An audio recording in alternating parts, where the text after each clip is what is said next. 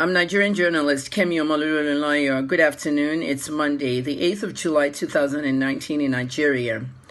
I want to do a broadcast right now with regards to the Busola, Dakolo, and Dakolo case against Pastor Biodun Fatoyinbo of Commonwealth of Zion Assembly in Abuja.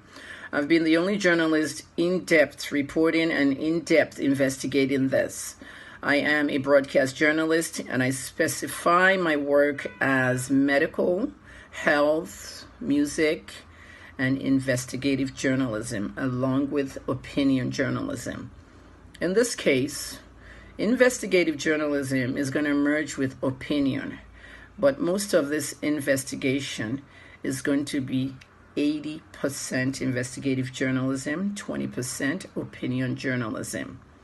My investigation is all the way to 90%. And I have to tell you, some people are not going to like my findings.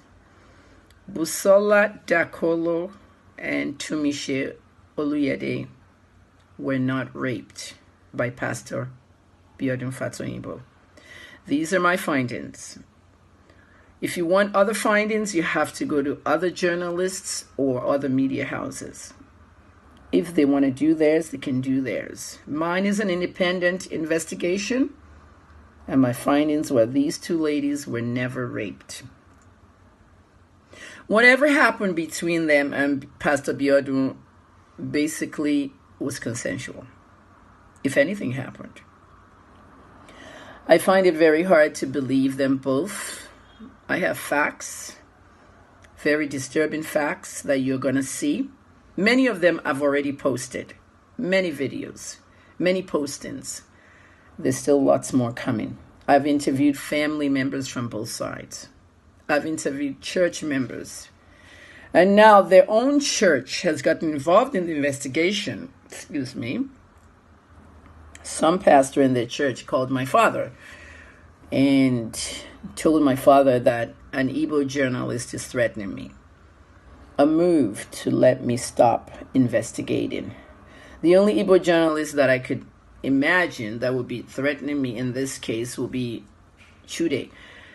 Chude is why Niger.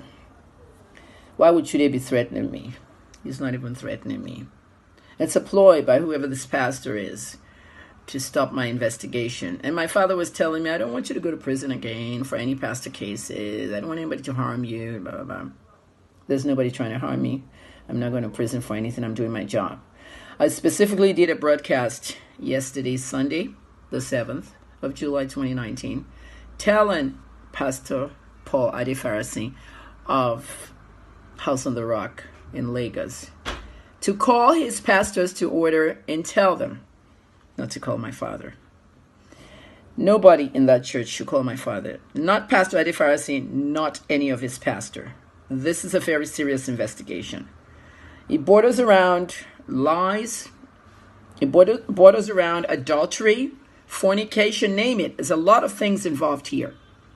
There are children involved in this case. The Dakolos have children. They know their mother has just accused the pastor of rape. The Fatoyimbos have children. They know somebody has just accused their father of rape. It's very important to be very sensitive in this case. This is one of my most difficult investigations. I've done over 22 in my lifetime.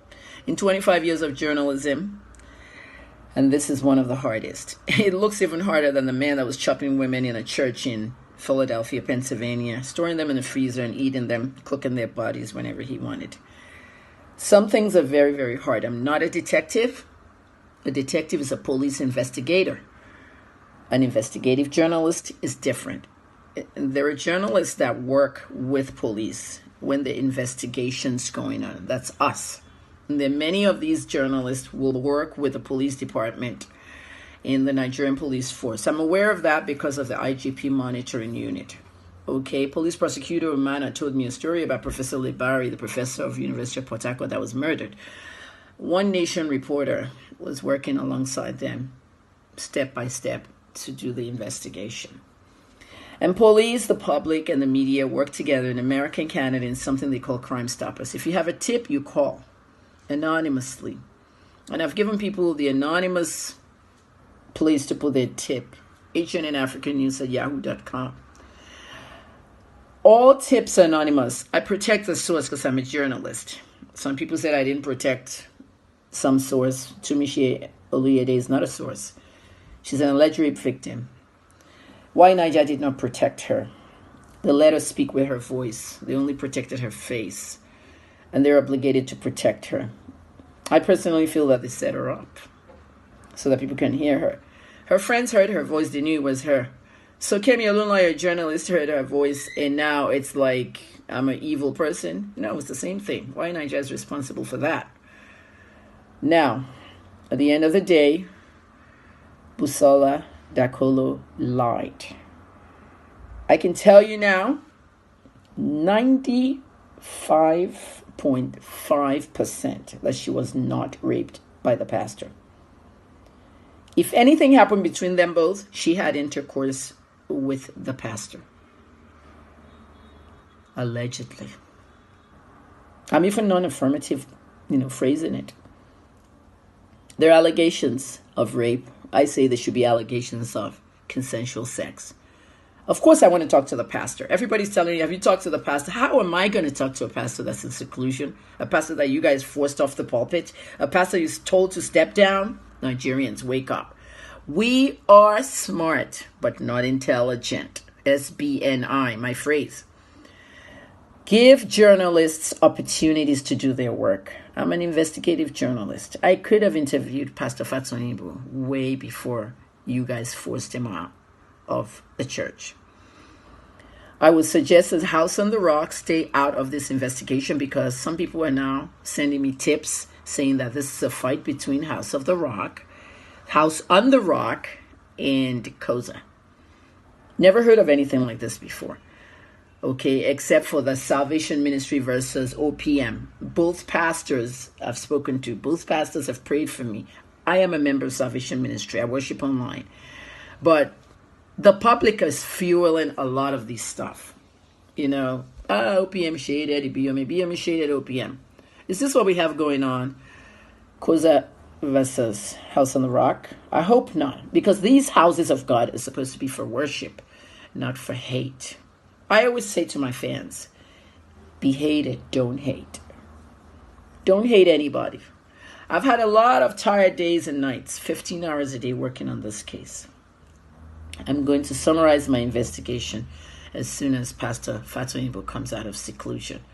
Busola has filed at the police in Lagos. Fatsonibu has to respond to that. I don't know where they're going to take the case. Okay, because Abuja, where he's based, Lagos, where they live, is not where this crime happened. It happened in Ilorin. I've spoken to several people from Ilorin. Family members on both sides I've spoken to. Friends, people that knew them, pastors, former pastors. Everything that I corroborated is false, Busola. And then to top it off, I found my interview with Busola and Timmy. Timmy told me on the red carpet at Love Like a Movie, LLAM, Dari Artaladi's Valentine concert, that he married and met Busola pure as a virgin. That very same interview is the line that he used on that red carpet with another media outlet. And that video,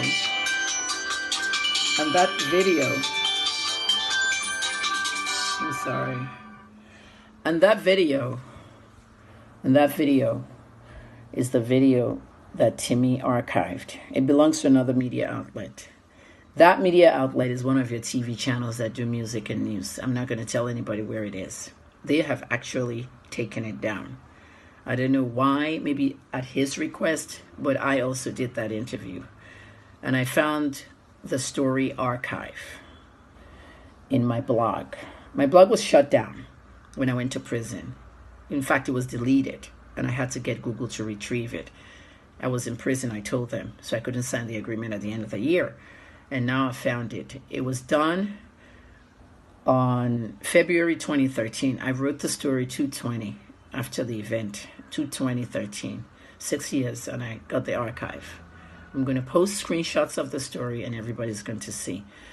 I sincerely believe that they should withdraw this case, because if that pastor comes after them, he will file defamation, and it will get very ugly.